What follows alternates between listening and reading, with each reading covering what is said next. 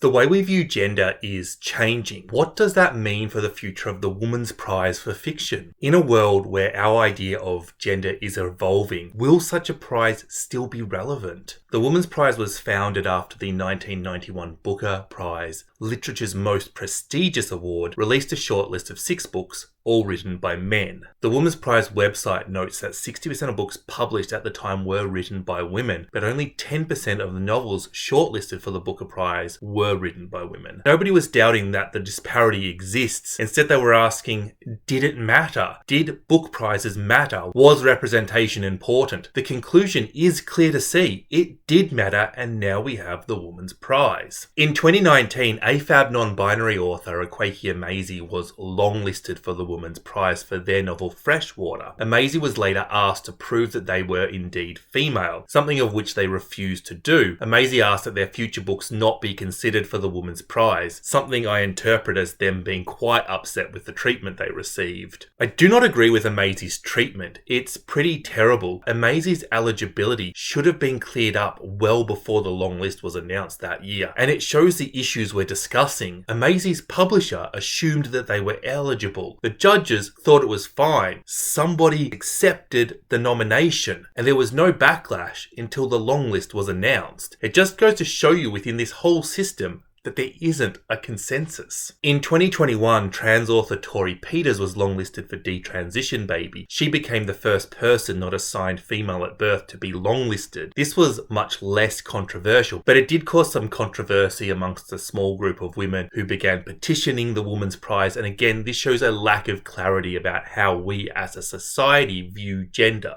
And that this was not dismissed shows how this was viewed within the Women's Prize circle. That's the background to my discussion. Before I get into the actual body of the discussion today, I just want to clarify how I'll be using a couple of terms. The term trans, that includes non-binary. Trans is an umbrella term. But I've also used non-binary to mean any gender that isn't 100% male or 100% female. So I guess all the transgenders except trans male or trans female. I also want to say that trans and non-binary identities are valid. Trans women are women, trans men are men, that there are more than 2 genders. This is the basic assumption of this video. We're jumping off from that point. This is not a video about who is a woman. That conversation, in addition to being hateful, is really quite basic and boring. This is a video about how the role of the Women's Prize might change in response to growing public awareness of different and diverse genders. If you say turfy things in the comment section, I will just block you. This is a safe place for trans people. Before we discuss gender, let's have a look at the Women's Prize and ask, has it worked? Is it effective? In 1990, 28% of New York Times best-selling authors were women, 72% were men. In 2016, 48% were women and 52% men. The data I could find only goes up to 2016, but women have never produced more books on the New York Times bestseller list than men. This list excludes non-binary people. I assume that means no non-binary person has ever made the list prior to 2016. Anecdotal evidence suggests that the total number of books sold by women outnumbered the total number sold by men for the first time ever in the year 2020, and sales of books written by women have only increased since. In the first 7 years of the Women's Prize running, the Booker Prize shortlisted 29 novels by men and 13 novels by women. In the last 7 years, those numbers were 18 by men and 24 by women. Men have not outnumbered women on the shortlist since 2015. There have been attitude changes over the last 30 years, changes within publishing, and a number of other factors have contributed to these changes. But what cannot be discounted is the large following the Women's Prize has. There are a number of people, myself included, who read every book on the long list. There is an even greater selection of people who follow the Women's Prize, who cherry pick books that interest them, or who only read the shortlist or the winner. The Women's Prize has made it easier to be a successful woman author in the publishing world, and has shown young women examples of people like them, been successful. We now have other prizes promoting other minorities. The Jalak Prize for Black, Asian and ethnic minority authors, the Lambda Awards, which is a series of prizes for various LGBT books. These are two examples of other wonderful prizes following the roadmap set out by the Women's Prize. May they be as successful as the Women's Prize has grown to become. Book prizes matter. Representation matters. A non-binary or transgendered author has never been shortlisted or longlisted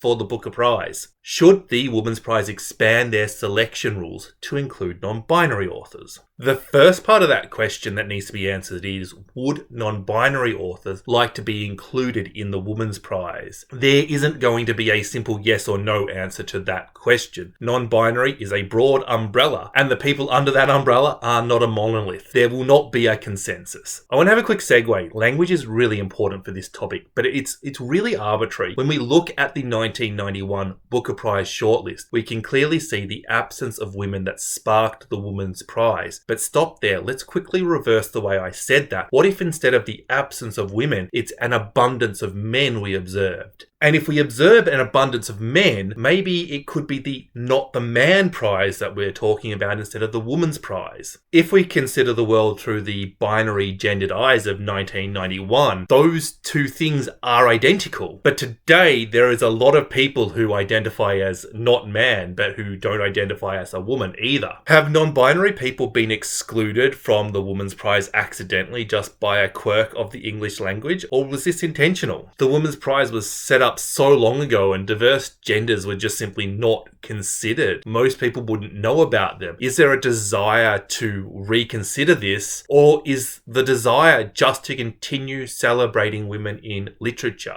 So let's talk about coal mining. Yeah, it's the obvious jump. Britain, 1984, and their Prime Minister could best be described using a bunch of words that would surely lead to this video being demonetized. Kids, accept all identities, except Tories. Anyway, the coal miners were striking, and it was a long strike, and no money is coming in, and families are doing it tough, and it's very hard, and the LGBT community decides to help out. And they formed a group, Lesbians and Gays Support the Miners, LGSM, and raised more than £20,000, an amount the miners considered significant in allowing them to continue the strike. This completely changed the miners' views of the LGBT community, which was quite conservative on such views prior to this, but some of the miners even became LGBT activists afterwards. This is an example of two groups that should have nothing in common working together. Both the coal miners and the LGBT community did have something in common. They wanted Thatcher out. Would the Women's Prize benefit from working with non-binary people and including them, or would that somehow take away from the work that they were doing for women? The Carol Shields Prize and the Stella Prize are major literary awards for women and non-binary authors. Out of pure laziness, I have described these prizes as the North American and Australian versions of the Women's Prize. But that is clearly not a correct description. Both these prizes think it is better to cater to a diverser community. Both these prizes are significantly younger than the Women's Prize. The alternative view is that the Carol Shields and Stella prizes have given away some of the space reserved for women, and they've given that to non-binary people. You could counter that by saying that they have increased their audience by adding non-binary people in there. But if we're going to examine this topic in detail, it does involve deep diving into the science of marketing, and that's really, really boring. Let's just say it works out about even. The idea of restricting a prize to women means that you need to define what the prize considers a woman. Currently, the Women's Prize restricts entry to people who are cis or trans who legally are a woman. And I can see why that is the definition that they have picked, but that definition has issues, and I will discuss them in a moment. But I want to say that legally, a lot of non-binary people are women. The space that we're saying would need to be created for non-binary people within the Women's Prize, it's there, but it's not there in a nice way. In order to legally transition, trans women have to go through a process, and that process is different depending on where they live. And we're currently seeing in the US at the moment some very fascist style laws designed to make it very hard for trans women. women. There are countries where trans identities are not recognised, and in the UK where the Women's Prize is based, it takes a minimum of 2 years living as the gender of your choice to change your gender legally. And this is not an unusual legal requirement. Some countries legally recognise non-binary identities, others do not. On top of this, trans people with dual nationalities can legally find themselves a man in one country and a woman in another. By adopting the legal definition, the Women's Prize adopt all the flaws of the legal system. If the legal system is flawed, is there a definition of woman that the Women's Prize can use? Any attempt to do that would need to be very careful. It opens the Women's Prize up to accusations of gatekeeping womanhood, of excluding people, while also opening them to criticism from people saying, that's not what it means to me. Almost any attempt at defining what a woman is has outliers that aren't included in the definition. This also could lead to misgendering people, and it's a really slippery slope before somebody says women are what you were assigned at birth, which is something that needs to be avoided. It's really important that the Women's Prize celebrates a gender and doesn't gatekeep it. But let's say that there is a definition of women that can be used. Should non-binary people start their own award? I absolutely think they should. If we go back to 1991 and the discussion the founders of the Women's Prize were having about if it matters, the reason it matters is not so that Ruth Ozeki and Maggie O'Farrell can win prizes. They're great authors. They're going to be recognised with or without a prize. It's so that people can see themselves represented. It's so that a young Ruth Ozeki or Maggie O'Farrell can say, yes, I can become an author, and we don't miss out on such brilliant literary talents by virtue of them never trying. It's also important for non-binary folk to see themselves represented and say the same things. So yes, there should be a non-binary book prize, but even if there was a non-binary literary prize, that is not an argument against non-binary people being included in the Women's Prize.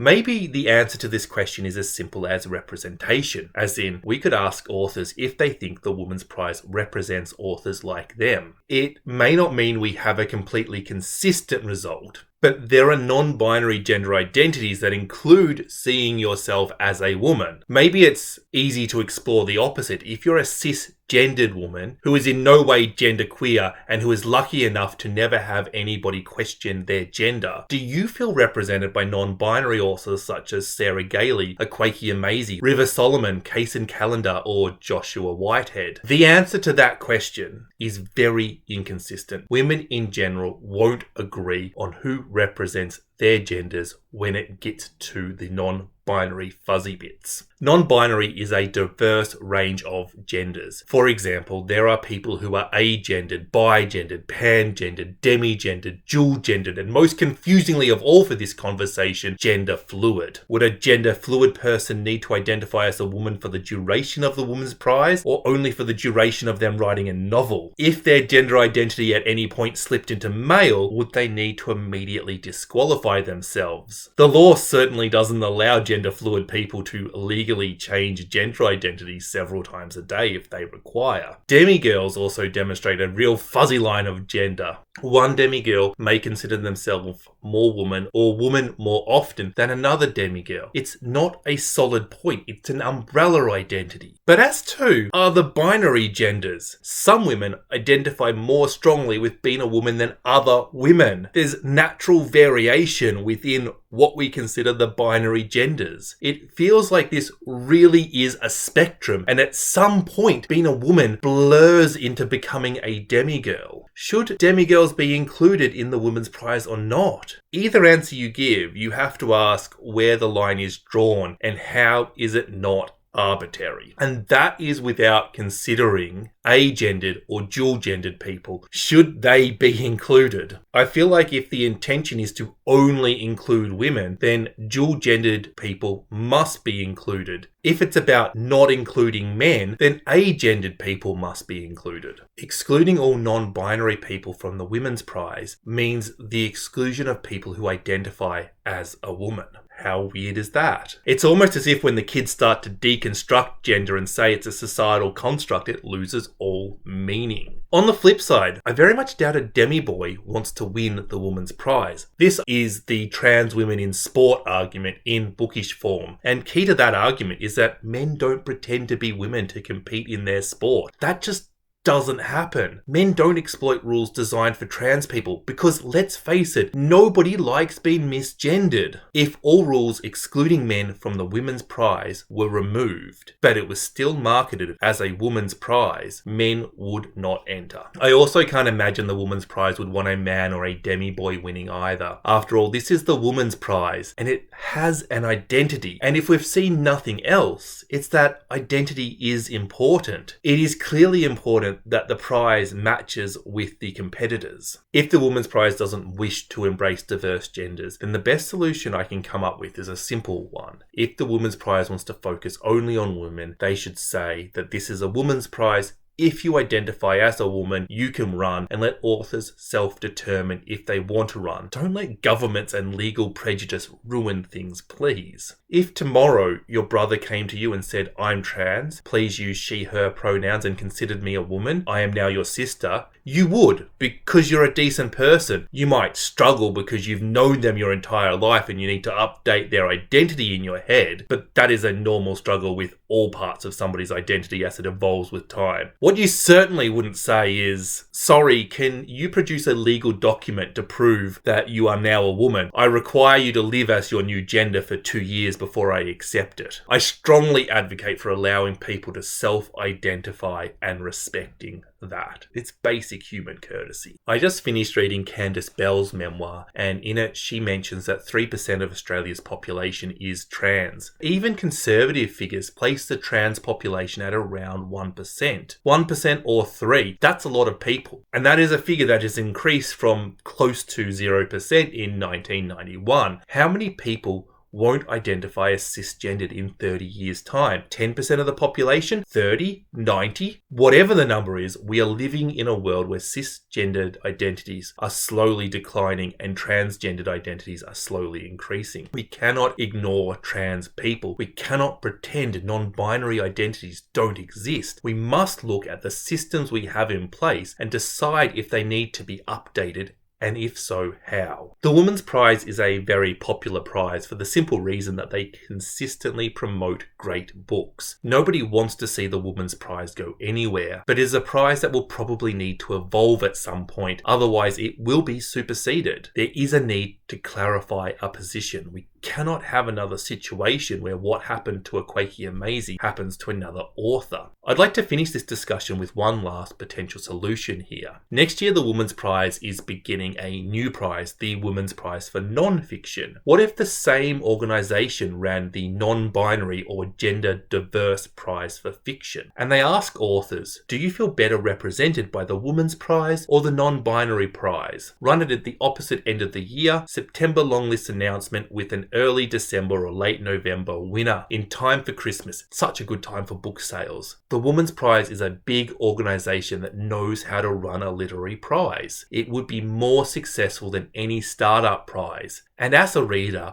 I am literally salivating at the prospect of twice as many books. If it's under one banner, then the existing Women's Prize audience will be exposed to new authors, and it will attract a new audience of people who support non-binary authors who now follow the Women's Prize. Rather than discussing who should be represented in this space, it is creating more space. The LGBT community didn't say we have our own issues, we're not going to support the coal miners. They made extra space, and as a result, the coal miners did the same. And by letting authors pick where they feel better represented, it eliminates this horrible argument around who is a woman. I think that this is easily the best solution. But then again, I'm a book nerd and I've just asked for another book prize. I also believe that free coffee would make the world a better place. Actually, legitimately, free coffee would make the world a better place. Now is the point of this video where I beg you to subscribe. And let me know in the comment section, do you think that the Women's Prize needs to change to include non-binary authors? And if so, how would you like to see that done? Now, if you'd like to actually see me talk about books, I've reviewed all 16 novels on this year's Women's Prize long list. So for some simple, good bookish content, why not click here and have a look? Bye bye.